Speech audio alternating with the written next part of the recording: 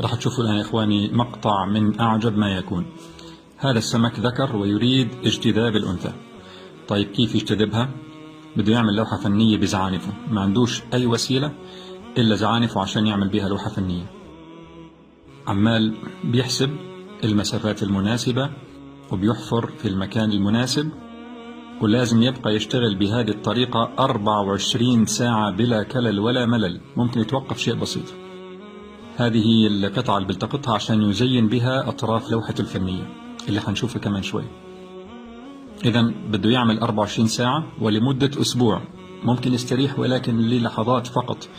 لماذا؟ لأنه إذا كان استراح فترة طويلة ممكن الأمواج تأتي وتخرب لوحته الفنية، وبالتالي ما تجيش الأنثى. هذه هي اللوحة الفنية، هذا جزء منها. تبارك الله أحسن الخالقين. وهذه صورة أكبر للوحة الفنية المكتملة تقريبا، عمال بيضيف عليها صاحبنا اللمسات الأخيرة. اللمسات الأخيرة. ربنا الذي أعطى كل شيء خلقه ثم هدى، سبحان الله العظيم. شوفوا ما أجمل هذه اللوحة من هذا الفنان الصغير.